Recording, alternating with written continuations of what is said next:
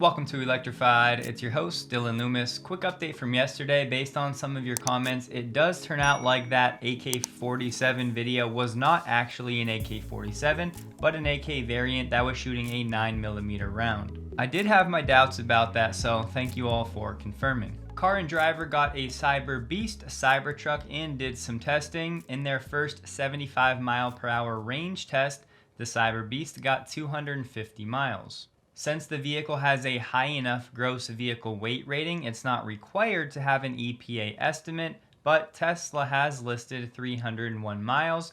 For comparison, in a similar test, the F-150 Lightning got 230 miles. Plus, Tesla's 20-inch all-terrain tires were a disadvantage relative to the tires that the F-150 Lightning was using, yet the Cybertruck still went 20 miles farther on a full charge. Their conclusion? The Cyberbeast's real-world range is not record-breaking by any means, as that figure falls in line with rivals that were also being tested on the highest spec trim. Things were more interesting with the speed test though. They said the Cybertruck is the quickest pickup truck they've ever tested. It also tied as the 4th quickest EV in Car and Driver history. The tri-motor Cyberbeast went 0 to 60 in 2.6 seconds, 4/10 ahead of the next quickest truck, a quad-motor Rivian R1T. The Cybertruck keeps pulling after that. It did 0 to 100 in 6.9 seconds. That was 2 seconds faster than the next closest truck, the Hummer. The Tesla also has the quickest top speed of the group by at least 20 miles per hour. They also did a rolling test going from 5 to 60 miles per hour. Tesla did it in 2.8 seconds. The second best was Rivian at 3.4 seconds, and then the Hummer came in at 4.9 seconds. Conclusion? Not only is the Cyberbeast the quickest pickup in Car and Driver history, but it has rightfully earned a spot near the top of our all-time acceleration list. Then we had a somewhat misleading headline from Autoblog saying Cybertruck values drop sharply after a big spike.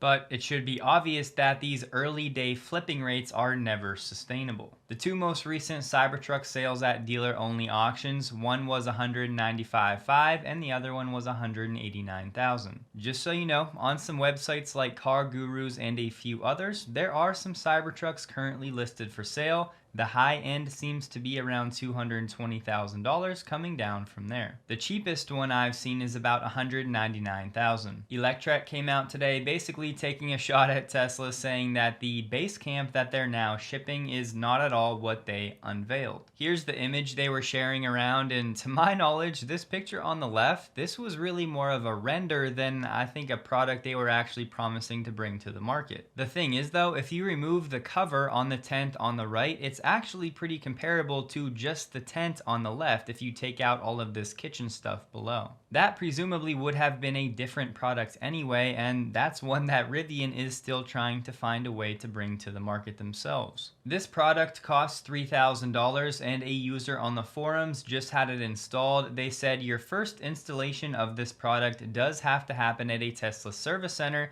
to attach the tent's brackets which support the base of the tent. Those brackets attach to the side rails in the vault. He said although a service center has to do the initial install, it's really a straightforward process as long as you can deadlift 90 pounds and or have a friend to help you lift it. He said the design is great because you can store gear under the stowed base camp. The summary of his review, I still can't definitively say whether or not I recommend the $3,000 base camp. Important to note that right now a feature Tesla has advertised, which was tent mode, is currently MIA. This was supposed to be that self-leveling feature, so if you're camping on a hill, you don't feel yourself rolling out of the truck. Tent mode would do that auto-leveling by using the air suspension, but that software is not currently in the truck. There's also unfortunately no way to link the truck's AC into the tent with this system. Here's a picture of the base camp installed on a customer truck, and as you can see at the bottom you have, it looks like, at least over 1 foot of storage, and here's a picture from the side. And these are the official product photos direct from Tesla, so when you get on site you can actually prop it up. Here's a view out of the tent.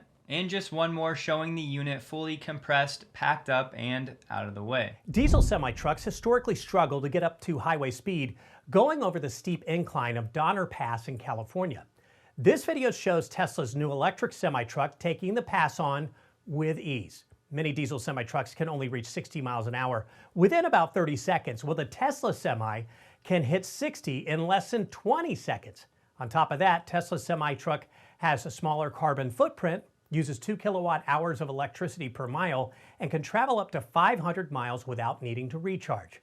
Looks like Tesla just left diesel in the slow lane. On the Giga Berlin front, a prosecutor's office in Frankfurt has opened a probe into the recent arson attack. Investigations are moving forward after the incident in all directions, and that it involved the criminal offense of sabotage of infrastructure causing harm to the community. They said, however, the exact identities of the perpetrators are still unclear. The German Interior Minister said, "We must have a tough response," while urging the public prosecutor's office to take action and impose severe penalties. To be clear, there is conflicting reporting out there. Some sources are saying Tesla's going to have no electricity all next week at the plant. Other sources are saying that Tesla is going to resume operations next week at the plant. The source said Berlin was going to resume operations next week was the head of the Works Council. But that same individual said Tesla employees would receive information about the restart soon, but did not give any further detail on the potential timing of it. In the midst of all the nonsense at Giga Berlin, something interesting has been happening. I think at most normal companies, your average employee would be excited to be at home, take a week off, and just relax. This was shared by a software engineer at Tesla, and it doesn't seem like that's what this group is going to be doing.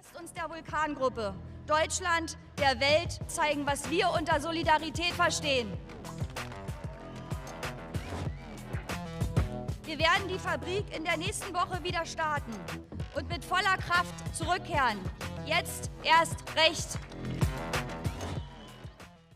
Uniting around a common enemy can be a surprisingly powerful thing. Given that the Federal Public Prosecutor's Office has now taken over this investigation, that means this is much larger than just Tesla now. It's essentially a nationwide thing for Germany. I want to be very clear with this one. I have not been able to confirm this by any other sources, but we do have somebody saying that the Giga Berlin Works Council announced at this organization of Berlin employees that Tesla will continue to pay their employees, although nobody can go into the factory until the repairs are done. This will have an unfortunate financial impact to Tesla in the near term, but hopefully after the dust settles, Tesla has even stronger backing from the government. Some of the public chooses to side with Tesla. Critical infrastructure will be better protected, and the mission will carry even more weight for the employees. As Sawyer pointed out, the updated EPA figure for the Model Y performance is 279 miles. That was down from Tesla's estimate of 285. Okay, we have to keep clear here. Oh. Yeah, stay. Yeah, that was nice. And now we go on our merry way. I bet plenty of you would agree there are a lot of human drivers that would have just pulled right up behind the car ahead of them at that green light, blocking the car trying to turn left, but FSD 12 knew to hold back. James Dauma also shared an anecdote where FSD V12 was sitting at a light about to make a left turn. The opposite traffic was stopped at the light. What happened when the light turned green though, that opposite traffic, the first car did not move. They were busy looking at their phone. V12 only waited about 2 or 3 seconds and then actually made that left turn ahead of the opposite lane that was supposed to have the right of way going straight through the light. James said that type of move is probably something V11 never would have done. Version 12 has been doing some teenage-like variants of parking, to which James said, "I don't think they're specifically targeting parking right now. It's just an incidental behavior." Some of you know I was on the fitness, performance, wellness path until I was pushed off of it. It's been almost 3 years of trying to heal from what I later learned was a parasite. It hasn't been until this year that I've started feeling somewhat like myself again. I still have a long way to go, but my message to you would be to focus on your health. Not even to live longer, but to live better. That's part of why I've partnered with AG1, who is the sponsor of this video. The studies have shown the absorption of AG1 should be significantly better than a multivitamin. I looked around before AG1, but when it comes to high quality, whole food sourced ingredients and a team of people that I personally trust, I kept coming back to AG1. AG1 tests for over 950 impurities and allergens, plus there's no GMO, no artificial sweeteners, no gluten, no dairy, and the list goes on. I've learned the hard way, our body thrives with a diverse nutrient profile, and AG1 is a quick and easy way to get at least some of everything you're seeing on the screen. Now you can use my QR code on the screen to make getting your AG1 freebies even easier. Or you can use my link below to get 5 travel packs and a 1-year supply of vitamin D3 K2 for free. It's drinkag1.com/electrified. Enjoy. You know, what started out as a strategic decision by the Chinese government to dominate in EVs has now turned, Becky, into one that's tactical because they have so much overcapacity right now in China. They sold a little over about 7 million EVs in China last year, and they have capacity for almost 20.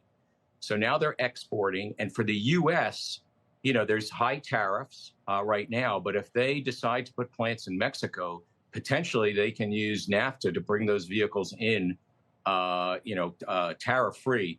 And that's why I believe the U.S. government is going to do something, not for permanent, but some period of time to give the Western or domestic automakers here some time to catch up because of the unlevel playing field. If they don't, what does that mean for the big 3 automakers? Well, it means a lot of pain and hurt ahead. Listen, at the end of the day, it's not only the labor that's much less for these Chinese auto companies. You know, a lot of the elements for the batteries are made locally, so that it's lower price for them. And so it's going to be a really hard time. If you think it's hard now, it's going to get even harder. Tesla is probably the best positioned of the Western automakers because they are the most vertically integrated. But you look at some of the newcomers, like Rivian yesterday announced a new products. But you look at some of the players there, they need scale to survive. And I think that will put them at the most risk if the Chinese products come through. Tesla is scheming up a new plan to solve the charger length gate, and it's more than just V4 locations. On a Tesla blog post under "Does the supercharger cable reach all EVs?" Tesla said, "We are working on a NACS-to-NACS extension cable which will be available for purchase in the future." That would solve so many problems for so many non-Tesla owners, so hopefully Tesla rolls that out sooner rather than later. After 11 weeks of a stop sale on GM's upcoming Chevy Blazer on the Ultium platform, they are now resuming sales with a significant price drop. The company says it made significant software updates to correct various issues that owners were experiencing, and they'll be dropping prices anywhere between $5,600 and $6,500. Significant price cuts before you really deliver any of this vehicle at all is usually not a great sign. So far, they've only sold about 480 of these vehicles. Now, it'll start at $50,100 and it will be eligible for the $7,500 tax credit. It is, however, not yet listed on the fueleconomy.gov website. As part of this software update to fix the problems, they also added some new features like ambient lighting with selectable colors and a revised digital gauge cluster with new graphics that now includes a battery percentage display. Man, oh man, is Mary leading or is she leading? GM also confirmed they will not reinstate Apple CarPlay or Android Auto in the Blazer or future vehicles. That coming from GM's VP of Product. He also said, when you are a company that is deeply vertically integrated, that's actually in the business of creating the hardware as well as the software and the service, you can create far more seamless experiences. Vertical integration is the best way to go. When you're paying attention, these type of comments should really make you feel a type of way. The only reason these companies are saying this is because Tesla has proven to everybody it is actually the only way to go in an EV future. And sure, GM is slowly working to integrate more of its business under one umbrella, but to say that they're a deeply vertically integrated company when you have companies like Tesla and BYD, it's just an absurd statement. And listen, I promise you guys, I am not trying to bash on some of these legacy companies, it's just sometimes I feel like they do and say things that deserve a little bashing. Like, the informed crowd knows you're lying. They're saying the base model will start under under $50,000 before the tax credit, but that one won't be available until later this year. In a recent interview with Barron's, Mary Barra gave a bit more clarity on when we can expect the next gen Bolt on the Ultium platform. She said the summer or fall of 2025. We also have Acura's first fully electric ZDX coming in at a starting price of $64.5 thousand.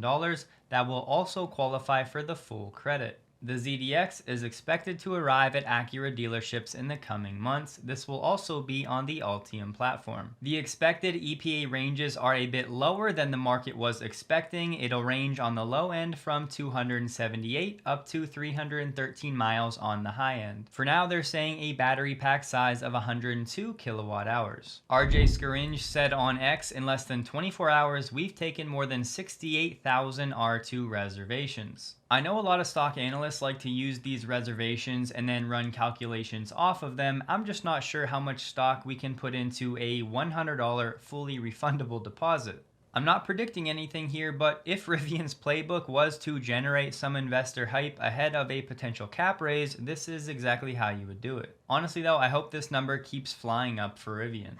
So the charging port, what was the decision between, for moving the charging port now? Yeah, so today it's in the front driver's side, and we moved it to the rear passenger side. And the reason for that is we wanted it to be on the same diagonal, so if you had a charger in your house, you could back in and everything still fits the same way. The reason to go to the back was really driven out of achieving these aggressive cost targets. So the rear-wheel drive version of the vehicle, where there's just one motor in the back, we didn't want to have to run high voltage cable up to the front because all the high voltage output from the battery pack is coming out the back of the battery pack, and it goes, of course, into the motor, and now it comes out of the battery pack into the motor or to the charge port. Whereas an R1 is a little different because we always have a motor in the front and the back, so there's already high voltage in the front as well. The good news, it sounds like on the R2 platform, Rivian is going to have the charge port in the rear of the vehicle. But the reason RJ gave for having the charge port on the rear passenger side doesn't really check out because the home charger for Rivian, the cable is 25 feet. Point being, a Rivian owner at home should be covered no matter what, given the length of that cable, so why would they not then optimize for the supercharger or the Rivian Adventure Network?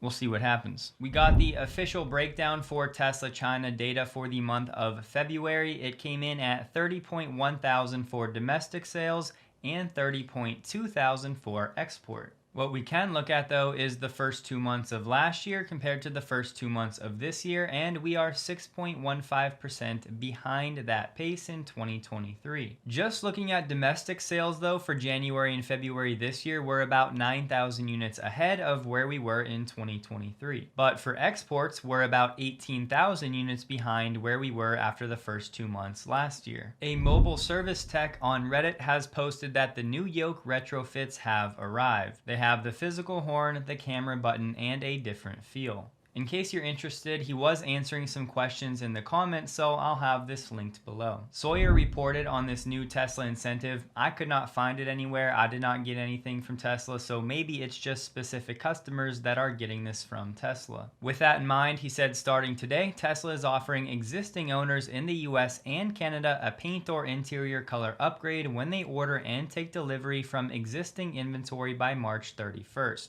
This can be stacked with all existing incentives, excludes leased vehicles. Tesla stock closed the week at $175.34, down 1.85%, while the Nasdaq was down 1.16%. It was a lower volume day for Tesla, trading about 17 million shares below the average 30-day volume. For the week, Tesla was down 12.47%. Don't forget, check out AG1 linked below if you're interested. It might just be the thing that helps you with that slight mindset shift to make better choices overall. Hope you guys have a safe and a wonderful weekend. Please like the video if you did. You can find me on X linked below. And a huge thank you to all of my Patreon supporters.